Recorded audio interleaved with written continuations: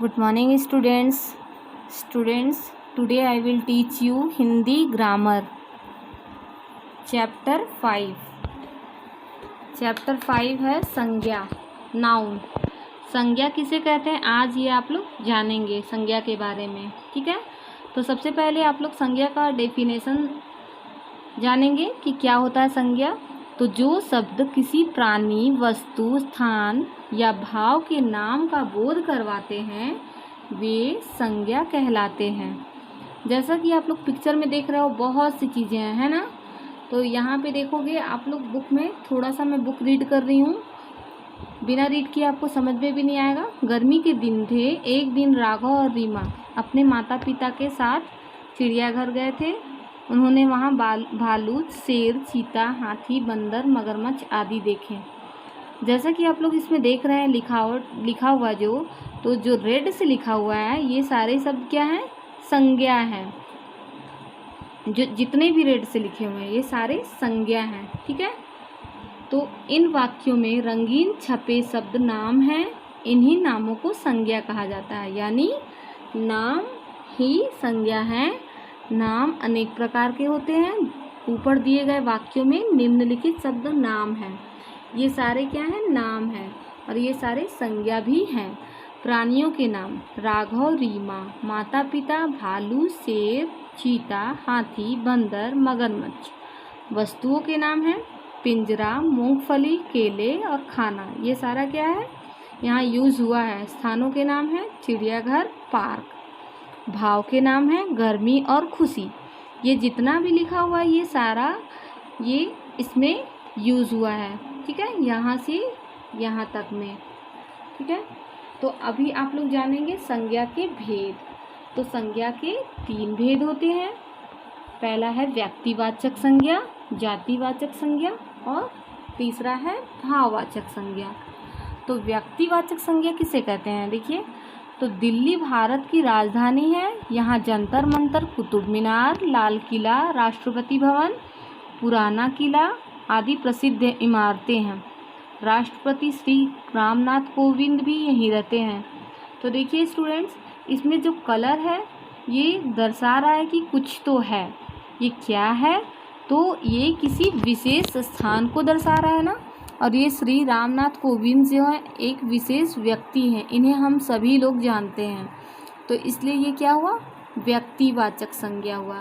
देखिए यहाँ दिया हुआ भी है उपयुक्त वाक्यों में रंगीन छपे शब्द किसी विशेष व्यक्ति या स्थानों के नाम हैं. ऐसे नामों को व्यक्तिवाचक संज्ञा कहा जाता है. देखिए, किसी विशेष व्यक्ति, स्थान या वस्तु के नाम को व्यक्तिवाचक संज्ञा कहते हैं. यहाँ पे डेफिनेशन भी दिया हुआ है व्यक्तिवाचक संज्ञा का. और कुछ अन्य व्यक्तिवाचक संज्ञाएं हैं. देखिए, देशों के नाम हैं, ये भी व्यक्तिवाचक संज्ञा में आते हैं. नदियों के नाम जो है ये नदियाँ भी व्यक्तिवाचक संज्ञा में आती हैं. त्योहारों के नाम, खेलों के नाम, इमारतों के नाम, व्यक्तियों के नाम, दिनों व महीनों के नाम भी व्यक्तिवाचक संज्ञा में ही आती हैं. अब देखिए जातिवाचक संज्ञा किसे कहते हैं. देखिए, जो संज्ञा शब्द किसी प्राणी, वस्तु या स्थान की संपूर्ण जाति का बोध कराते हैं वे जातिवाचक संज्ञा कहते हैं. जिससे आपको किसी जाति का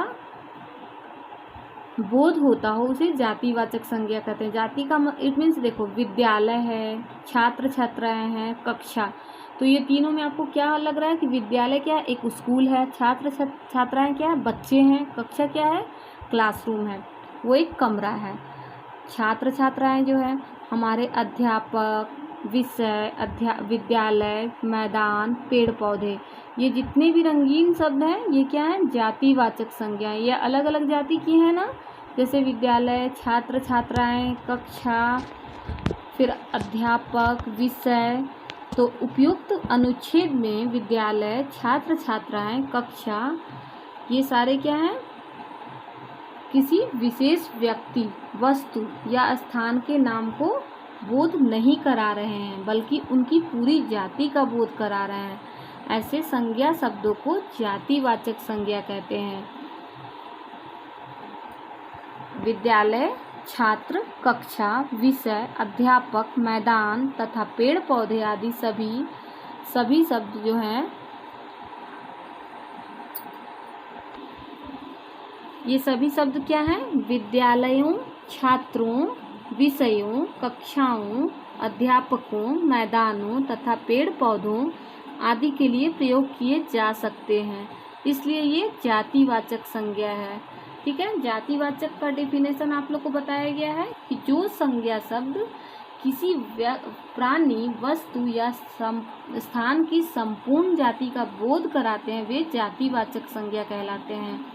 इसमें सारे अलग अलग जाति की हैं, ठीक है, इसलिए ये क्या हुआ? जातिवाचक संज्ञा। कुछ अन्य जातिवाचक संज्ञाएं यहाँ भी हैं। फल, सब्जी, पेड़, आदमी, बच्चा, मोर, गाय, देश, नदी, पहाड़, कमरा, अध्यापक, लड़की, खिलौना, बगीचा, शहर, पशु, पक्षी, माता, पिता आदि। ठीक है, ये जातिवाचक संज्ञा है। अब भाववाचक संज्ञा आप लोग सीखेंगे। भाववाचक संज्ञा किसे कहते हैं? तो जो संज्ञा शब्द किसी प्राणी का बोध करवा, किसी प्राणी, वस्तु या स्थान के गुण, दोष या अवस्था आदि का बोध कराते हैं वे भाववाचक संज्ञा कहलाते हैं। जैसे देखिए इसमें है बचपन, शरारतें, स्नेह, आदतें, ये क्या लग रही हैं आपको? बुराई न करना, मेहनत करना, भलाई करना, ये सब क्या दर्शा रहा है? ये भाववाचक संज्ञा दर्शा रहा है। जितने रंगीन छपे हुए हैं ना शब्द, वो भाववाचक संज्ञा है। इन वाक्यों में बचपन, शरारत, स्नेह, आदत, बुराई, मेहनत, भलाई शब्द किसी भाव या गुण के नाम हैं।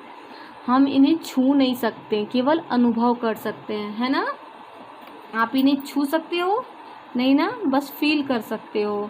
तो ऐसे संज्ञा शब्दों को भाववाचक संज्ञा कहते हैं। जैसे देख लीजिए, फूलों की सुगंध मन को छू लेती है, तो ये आप लोग फील कर रहे हो ना कि उसकी स्मेल अच्छी है, फ्लावर की स्मेल अच्छी है। रसगुल्ले की मिठास सभी को भाती है। तो ये जितने रंगीन शब्द हैं ये क्या है? भाववाचक संज्ञा हैं। स्टूडेंट्स, भाववाचक संज्ञा आप लोग खुद ब खुद समझ जाओगे। जैसे देखो, जहाँ बुढ़ापा दिया रहेगा, खुशी, गुस्सा, सुख, दुख, जिसे फील हो कि क्या फील हो रहा है। जैसे कोई आपके घर में बूढ़ी दादी हैं, तो वो बूढ़ी हो गई हैं, तो उनसे दादी का क्या दर्शा रहा है? बुढ़ापा। तो बुढ़ापा क्या हो? भाववाचक संज्ञा। आप बहुत खुश हो तो उससे खुशी दर्शा रहा है, आपकी खुशी को दर्शा रहा है, इसलिए क्या है? भाववाचक संज्ञा। खुशी जो है भाववाचक संज्ञा है। ठीक है, देखोगे ये सारा भाववाचक संज्ञा है स्टूडेंट्स। तो देखिए, प्राणी, वस्तु या स्थान के नाम को संज्ञा कहते हैं। एक बार दोहरा लेते हैं हम लोग फिर से। संज्ञा के 3 भेद हैं: व्यक्तिवाचक संज्ञा, जातिवाचक संज्ञा और भाववाचक संज्ञा। व्यक्तिवाचक संज्ञा का डेफिनेशन क्या है? किसी विशेष व्यक्ति, वस्तु या स्थान के नाम को बोध करवाती है, उसे व्यक्तिवाचक संज्ञा कहते हैं। जातिवाचक किसे कहते हैं? संपूर्ण जाति का बोध कराती है। भाववाचक संज्ञा संज्ञा के गुण, दोष या अवस्था आदि का बोध कराती है।